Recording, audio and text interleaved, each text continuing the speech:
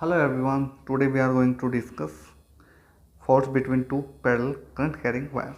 तो दो हमारे पास में करंट कैरिंग वायर होंगी और उनमें करंट फ्लो करेगा।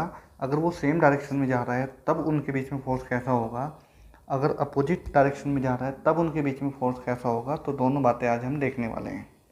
ठीक है, तो सबसे पहले हम जो केस लेके चलेंगे, अगर हमारे पास में दो करंट कैरिंग वायर है जिनमें करंट सेम डायरेक्शन में फ्लो कर रही है, तब उनके बीच का फोर्स निकालते हैं। ठीक है, तो चलिए फिर शुरू करते हैं। अगर आप हमारे चैनल पर बिल्कुल नए हैं तो आप हमारे चैनल को सब्सक्राइब करें ताकि आपको वीडियो का जो नोटिफिकेशन है वो आप सबको मिल सके। ठीक है, तो चलिए फिर शुरू करते हैं। ये मेरे पास दो करंट कैरिंग वायर है। ठीक है, यहाँ पे करंट I1, यहाँ पे करंट I2, ये कंडक्टर A, कंडक्टर B। ठीक है, हमारे पास में दो कंडक्टर हैं A एंड B और जिनमें जो करंट है वो I1 एंड I2 है। तो जो I1 है, इस पॉइंट पे जो मैग्नेटिक फील्ड होगा, अगर मैं यहाँ पे मैग्नेटिक फील्ड की बात करूँ तो वो कैसा होगा, मतलब यहाँ पे अगर हम देखें तो आउटसाइड होगा। किसके कारण से? B2 जो है वो इस टाइप का हमारे पास में मैग्नेटिक फील्ड होगा और जो B1 होगा वो किस टाइप का होगा?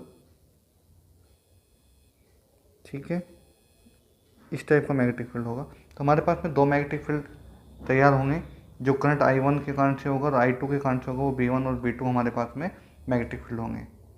राइट, अब मैं क्या कर रहा हूँ कि एक में सबसे पहले मैं मान लेता हूँ कि हमारे पास में एक कंडक्टर A और B हैं और उनमें से किसी एक में करंट फ्लो कर रही है।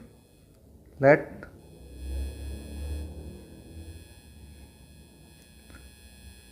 I1 current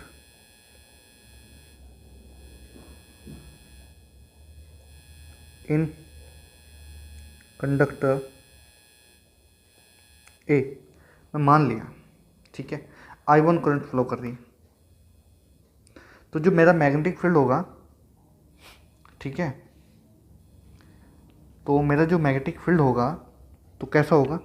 B equal to mu 0 I1 upon में 2 पाई D।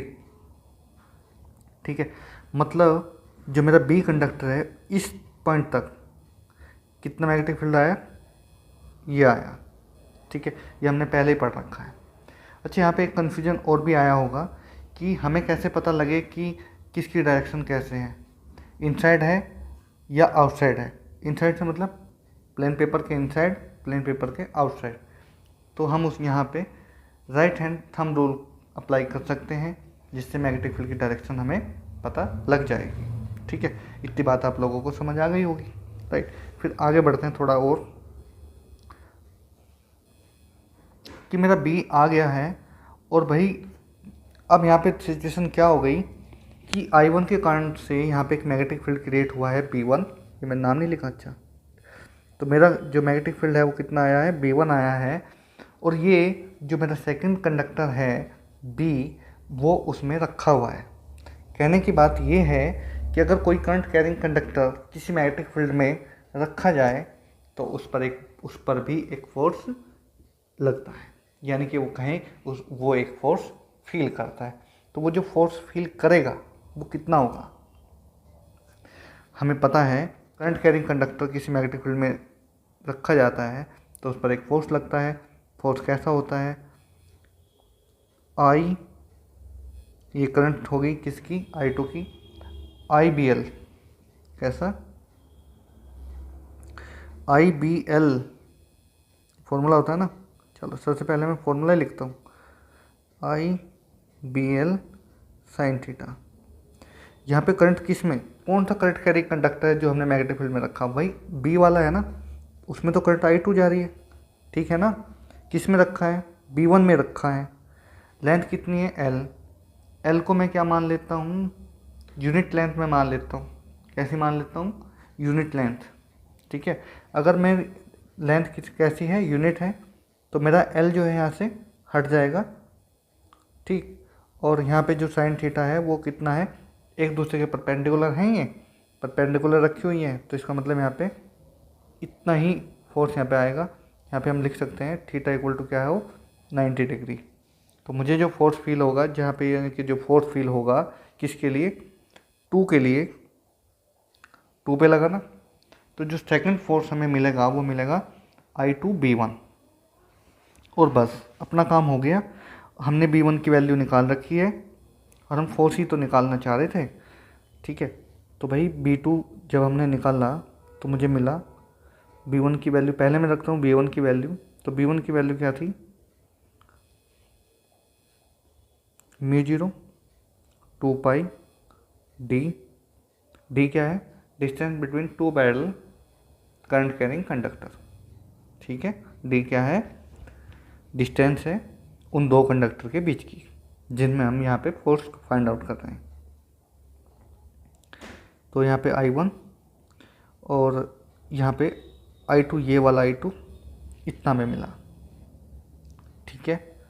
तो यानी कि हमें जो फोर्स मिला है F2, इसको इकट्ठा करके हम लिख देते हैं थोड़ा और,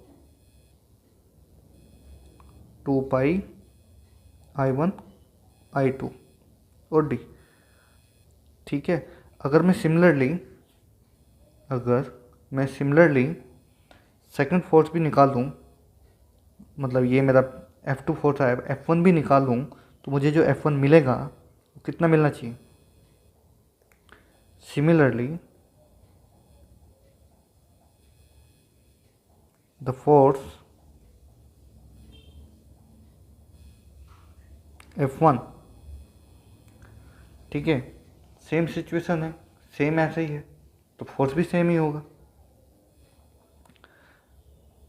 यहाँ पे क्या होगा कि जो B1 है यहाँ पे B2 हो जाएगा और करंट उसमें I2 में जाएगी। अभी वो किस में, पहले वाले को अब दूसरे में रखेंगे, मतलब सेम प्रोसेस को रिपीट करना है। अगर हम यहाँ पे सेम प्रोसेस को रिपीट करते हैं तो हमें मिलता है सेम फोर्स, जो कि होता है μ0/2 पाई I1 और I2 अपॉन में D।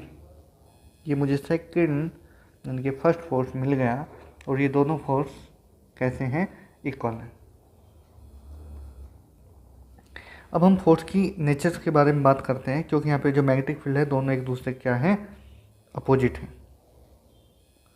आप देख रहे हैं कि जो B1 है वो क्या जा रहा है, इनसाइड जा रहा है, और जो B2 है वो आउटसाइड आ रहा है।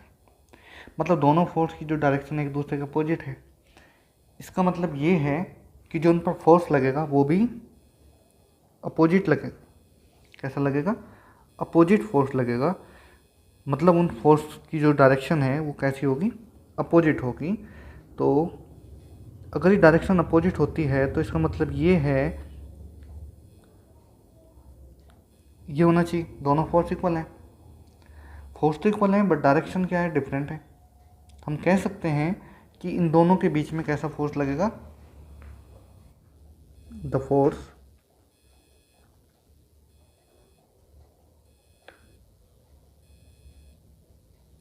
between two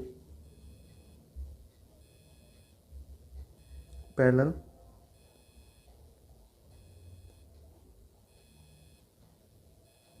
conductor. फोर्स कैसा होगा, सीधा लिख देते हैं बस, अट्रैक्टिव फोर्स होगा। कैसा है, अट्रैक्टिव। तो यहाँ पे कैसा फोर्स होगा, अट्रैक्टिव होगा। तो यहाँ पे बस एक बात ध्यान रखनी है, यहाँ से हमारा MCQ टाइप का क्वेश्चन भी आता है और लॉन्ग टाइप का भी आ जाता है।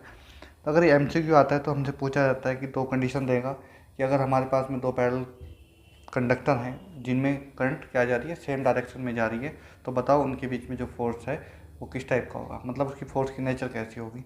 तो वो अट्रैक्टिव नेचर के होंगे, इनके बीच में जो फोर्स लगेगा वो अट्रैक्टिव करेगा, यानी कि दोनों कंडक्टर एक दूसरे को क्या करेंगे, अट्रैक्ट करेंगे। सिमिलरली अगर हम यहाँ पे डायरेक्शन को रिवर्स करते हैं, क्या करते हैं, डायरेक्शन को रिवर्स करते हैं, मतलब एक कंडक्टर में क्या आ जाए, अपवर्ड में, और दूसरे कंडक्टर में क्या आ जाए, डाउनवर्ड, मतलब एक दूसरे के करंट क्या हो जाए, अपोजिट हो जाए। तो यहाँ पे क्या होगा, तो जो उनके बीच में फोर्स होगा वो कैसा होगा, उनके बीच में जो फोर्स लगेगा वो कैसा लगेगा, रिपल्सिव फोर्स होगा। मीन्स ऐसी कंडीशन यहाँ पे होगी, मैं डायग्राम बनाता हूँ। I1 I2 डिस्टेंस यहाँ पे D,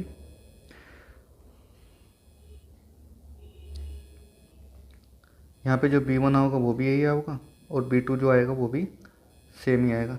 तो हम कह सकते हैं कि मैग्नेटिक फील्ड की जो डायरेक्शन है वो सेम है। The force between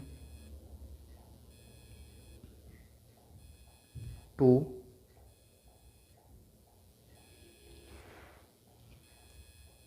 conductor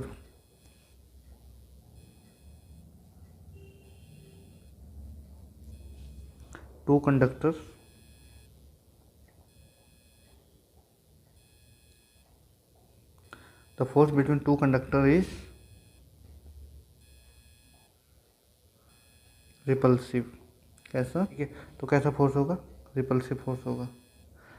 bus ये ध्यान रखना है। तो या तो क्वेश्चन इस पे आएगा या तो क्वेश्चन इस पे आएगा, और इनमें बड़ा कन्फ्यूजन होता है। तो ध्यान रखना है कि अगर करंट हमारी सेम डायरेक्शन में हो तो जो फोर्स होगा वो अट्रैक्टिव होगा, और अपोजिट डायरेक्शन में अगर करंट जा रही हो तो उसमें जो फोर्स होता है वो कैसा होता है, रिपल्सिव नेचर का होता है।